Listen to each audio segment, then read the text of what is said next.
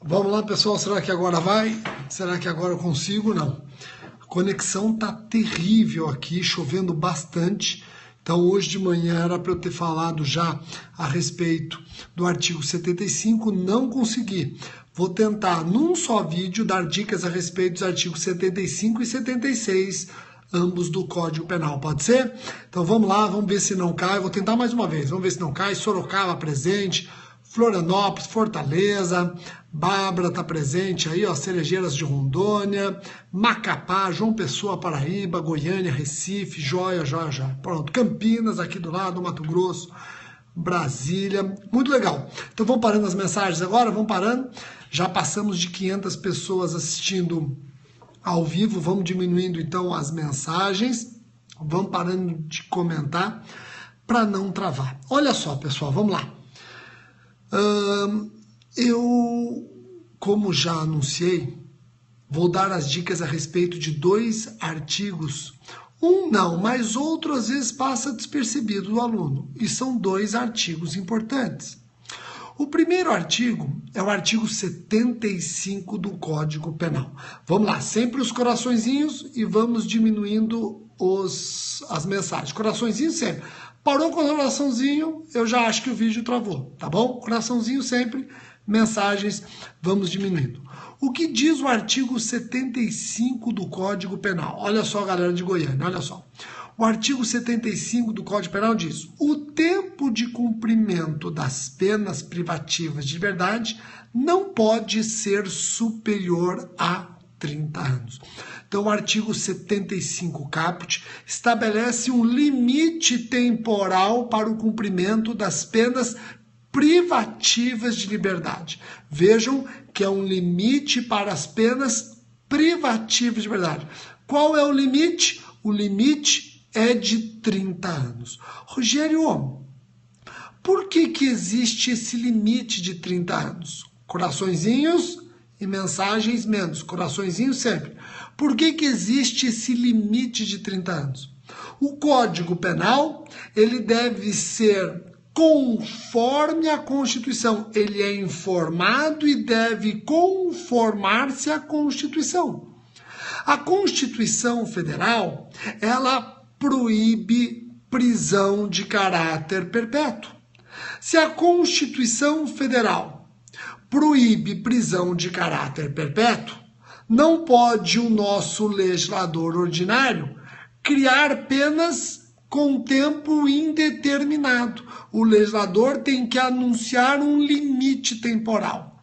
E qual foi o limite temporal escolhido? Eu já disse 30 anos. Rogério, e o legislador chegou nesse número de 30 anos com base no quê? Política criminal. Política criminal. A pena máxima a cumprir no Brasil, sendo de 30 anos, é resultado de política criminal. Inclusive, temos projetos de lei no Congresso querendo aumentar para 40 anos, tá ok? Então preste atenção que é importante. O tempo de cumprimento das penas privativas de liberdade no Brasil tem um limite máximo, 30 anos. Esse limite máximo de 30 anos, ele foi discutido em sede de política criminal. Joia? Então tá bom. Rogério, o que significa isso? Significa que se o condenado sofrer inúmeras condenações, em concurso material, o juiz da execução deve unificar, somar ou unificar as penas. Depende do concurso de crimes que nós estamos, depende do momento das condenações. Mas o juiz deve unificar ou somar as penas para obedecer o limite máximo de 30 anos. A pergunta que se faz, e que alguns já fizeram, é a seguinte: Rogério, eu já entendi. O tempo máximo de cumprimento da pena privativa de liberdade no Brasil é de 30 anos. Mas eu conheço pessoas, Rogério, que foram condenadas a 600 anos. Elas vão cumprir 600 anos? Claro que não. Elas vão cumprir no máximo 30 anos. Elas vão cumprir no máximo 30 anos. Rogério, e os benefícios de execução penal? Eles vão considerar o tempo máximo da pena privativa de liberdade que se pode cumprir no Brasil, 30 anos, ou o quantum da pena imposta em razão do concurso de crimes, 600 anos. Coronel Biratã, no caso famoso do massacre do Carandiru, ele foi condenado pelos vários homicídios a 600 anos. Ele já morreu, então teve sua punibilidade extinta. Mas vamos imaginar que o Coronel Biratã não tivesse morrido e tivesse que cumprir 600 anos. O artigo 75 diz que ele só vai cumprir no máximo 30. A mesma coisa com o Roger Abdelmaci, que foi condenado a mais de 100 anos. Ele vai cumprir no máximo 30 anos, tranquilo? Agora, a progressão de regimes, o livramento condicional, esses benefícios de execução penal que consideram parcela de cumprimento da pena. Eu devo analisar o máximo da pena a ser cumprida no Brasil, 30 anos, ou o tempo de pena que eles foram condenados, 600 anos no Coronel Biratã, mais de 100 anos no caso do Roger Abdelmaci. O que vocês acham?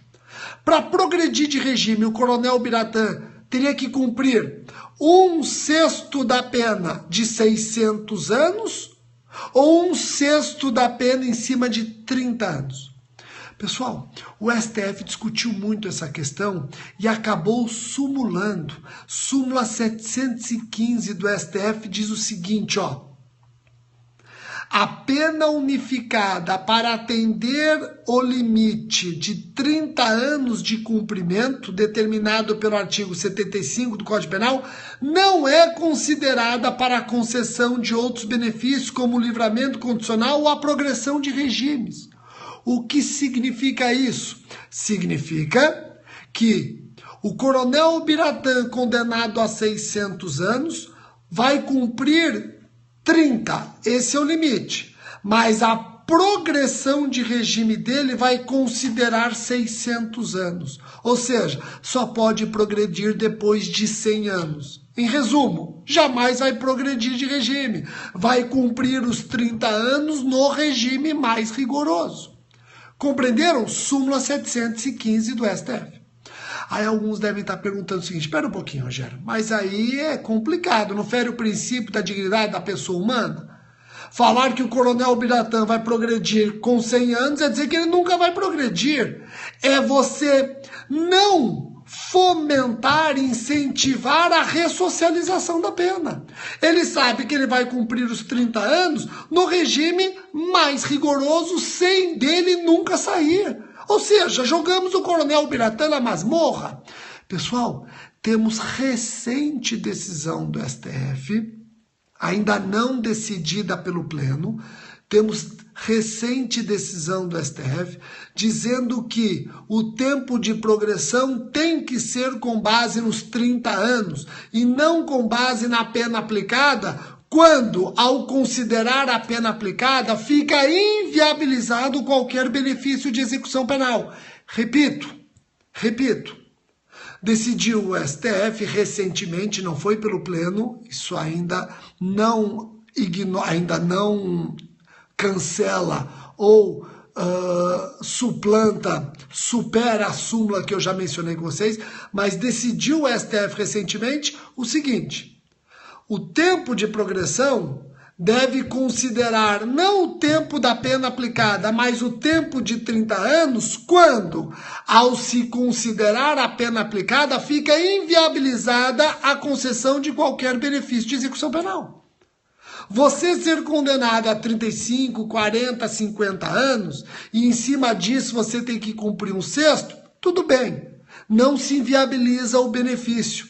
Considera-se 1/6 em cima dos 45, 50, 55 anos.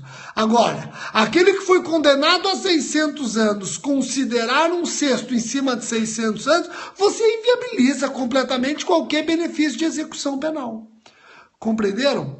Olha, enquanto essa súmula não for cancelada ou superada, fiquem com a súmula, salvo se você for prestar concurso para a Defensoria Pública. Eu vou repetir. Enquanto esta súmula 715 não for superada ou for cancelada, fiquem com a súmula 715, salvo se você for prestar concurso para a Defensoria Pública. Antes de ir para a dica do artigo 76, olha que importante, pessoal, olha só, Gabi, que importante. Não se esqueçam que o tempo máximo de 30 anos é para reclusão e detenção, duas espécies de pena privativa de liberdade. Se for prisão simples, se for pena privativa de liberdade da espécie prisão simples, a Lei das Contravenções Penais, artigo 10, diz que o tempo máximo de seu cumprimento é de 5 anos. Eu vou repetir.